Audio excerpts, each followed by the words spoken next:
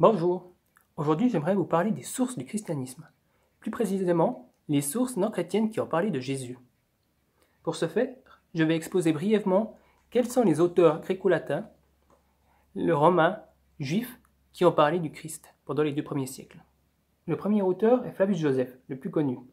Il est né en 37 après Jésus-Christ, donc 7 ans après la mort du Messie. Il vient d'une famille aristocratique où il pourra étudier les sciences bibliques, avant d'embrasser une carrière politique plus tard. Il participera à une ambassade à Rome en 64 et sera pris dans la Grande Guerre juive de 66-70. En 69, pendant la guerre, il se rendra aux Romains, qui l'accueilleront dans leur rang, heureux sans doute d'avoir un allié juif qui leur permettra de rentrer en contact avec le peuple juif pour préparer l'après-guerre. Joseph deviendra chroniqueur pour les Romains et usera de cette position pour faire connaître le judaïsme au peuple de l'Empire. Il parle de Jésus dans ses Antiquités judaïques, publiées en 94 sous l'empereur Domitien. Il s'agit d'une version remaniée et censurée d'un ouvrage antérieur qui ne nous est pas parvenu. Ce texte, dont le passage le plus connu s'appelle le Testimonium Flavianum, parle de Jésus et donne des informations sur sa prédication et sa mort. Le second auteur est Tacite, en 117. C'est un historien latin et un prêtre romain. Il raconte les annales politiques de Rome. Il parle des chrétiens et de Jésus en évoquant l'incendie de Rome en 64. À cette occasion, il explique l'origine de l'appellation chrétien en disant que ce nom leur vient de leur fondateur Christ, mis à mort alors que Tibère exerçait sa domination sur la Judée par l'intermédiaire de Pilate. Ce témoignage sur les persécutions qu'ont subies les chrétiens peut être appuyé par l'historien contemporain Suétone, qui parle aussi d'un supplice de chrétiens. Je pourrais aussi citer Pline le Jeune, qui écrit en 113 ses lettres à l'empereur Trajan. Pline est le gouverneur de la Bithynie, une province de la mer Morte, dans lequel il y a, selon son témoignage, un nombre exponentiel de personnes qui adhèrent à la foi chrétienne. Il décrit les chrétiens comme une secte qui vénère le Christ comme s'il était une divinité, quasi-déo. Tacite, Suétone et Pline se connaissent, chose intéressante. Ce sont des collègues. Ce qui a poussé un auteur récent, Georgiou, à imaginer qu'ils avaient été chargés, tous trois, de présenter une contre-propagande chrétienne pour essayer de décourager ceux qui voulaient se convertir au christianisme. Ensuite, un auteur moins connu, mais néanmoins intéressant, est Pétrone, ou Pseudo-Pétrone, qui a écrit, soit en 64 s'il s'agit de Pétrone Niger, soit vers 111 s'il s'agit d'un anonyme, une œuvre satirique qui s'appelle Satyricon. Or, des auteurs récents ont émis l'hypothèse que certains passages du Satyricon tourneraient en dérision des passages bibliques. Hilaire Amélie voit dans la nouvelle de la matrone d'Éphèse, qui est un passage du Satyricon, où une femme pleure son mari crucifié avec 2 autres hommes, et dont le cadavre disparaîtra au 3e jour et sera remplacé par le corps d'un autre, ce qui sera vu par la foule présente comme un miracle. Hilaire Amélie y voit une parodie du récit de la crucifixion tel qu'on le trouve dans les évangiles. De même, on le retrouve chez Cariton d'Aphrodisia, à peu près à la même époque, des parallèles bibliques, dans son ouvrage Kéréas et Callirhoé. Hilaire Amélie remarque que les auteurs de la fin du 1er siècle et du début du second ont un intérêt développé et surprenant pour les récits sur la crucifixion. Et elle fait l'hypothèse que c'est à cause de la crucifixion de Jésus et des polémiques qui s'en sont suivies que les auteurs ont adopté ce nouveau genre dans leur roman. Un témoignage un petit peu moins clair, que l'on ne possède pas directement mais qui est cité par Origène, est celui de Phlégon, un chroniqueur qui écrit vers 140.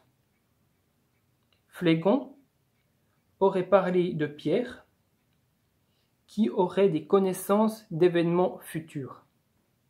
Il aurait aussi parlé d'un tremblement de terre qui aurait eu lieu aux alentours du moment où Jésus a été crucifié, où il a rendu l'âme sur la croix. On ne possède plus l'ouvrage, donc il est difficile de savoir exactement de quoi Phlégon parlait. Néanmoins, si l'on suit Origène, il aurait parlé de personnages du début du christianisme et d'événements qui pourraient s'y rattacher.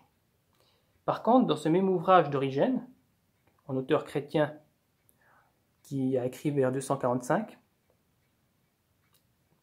on trouve la réfutation de l'ouvrage de Cels. Cels est un philosophe païen qui écrit vers 175, il est romain, une réfutation du christianisme dans lequel il veut démontrer sa fausseté. Un article récent fait l'hypothèse que Cels reprend un texte plus ancien, un texte polémique contre les chrétiens, écrit entièrement par un juif alexandrin.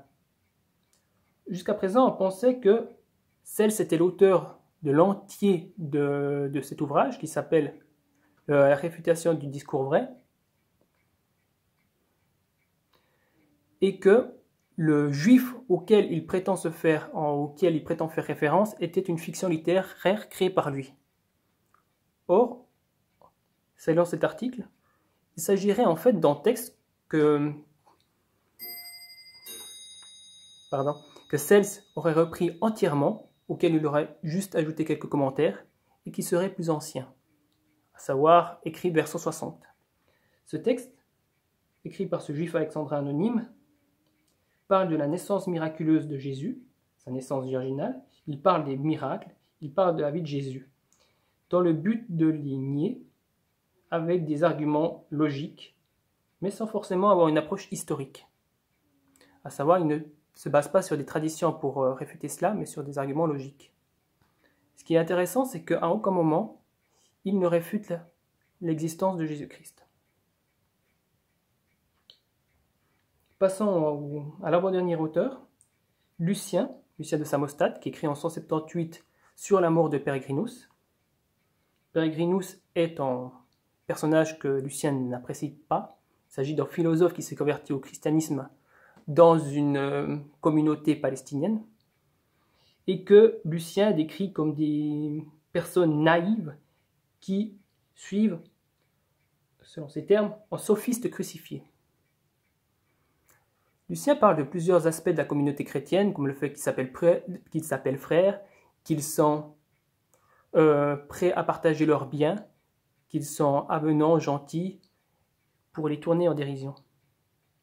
Chose intéressante, lorsque Lucien parle de crucifixion, il utilise un terme qu'il utilisera dans un autre de ses ouvrages, qui s'appelle le Procédé consonne, qui est un petit texte satirique, où chaque lettre de l'alphabet vient faire son panégyrique. Et le tau, à savoir la lettre T, le T majuscule, qui représente la croix, est décrit comme l'instrument utilisé pour crucifier. Et le terme crucifié est le même que le terme qu'il a utilisé dans le cas de la description de Jésus. Le dernier texte est un texte juif qui se trouve dans ce qu'on appelle la Tosefta. La Tosefta est un addenda à la Mishnah, à savoir au premier code judaïque compilé plus tard dans le Talmud.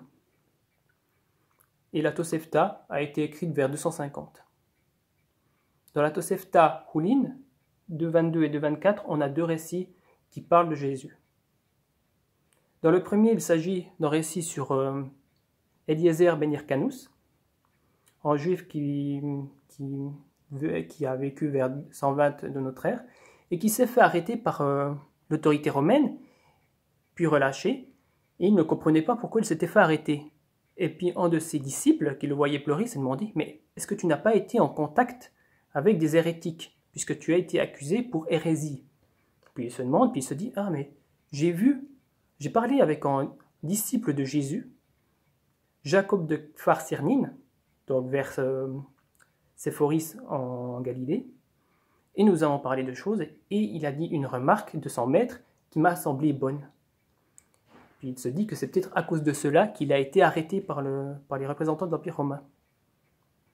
Ce qui est intéressant d'ailleurs dans ce récit, c'est qu'on voit que le fait d'être chrétien pouvait mener à une arrestation.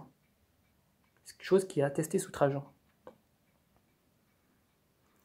Le second récit, qui se trouve juste un petit peu avant, c'est celui d'un juif, dont j'ai oublié le nom d'ailleurs, qui voit un homme mordu par un serpent et qui veut le guérir au nom de Jésus.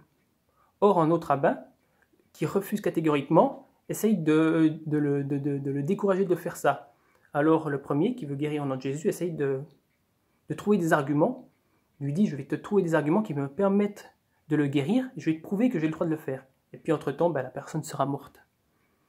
Là, on a un autre récit qui montre que des personnes guérissaient au nom de Jésus, à savoir que Jésus était véritablement un thaumaturge, et que des disciples utilisaient son nom pour faire des guérisons miraculeuses. Il faut savoir que le personnage qui a voulu guérir au nom de Jésus, qui est un juif accessoirement, n'apparaît plus jamais dans la littérature juive, donc il a été entièrement censuré.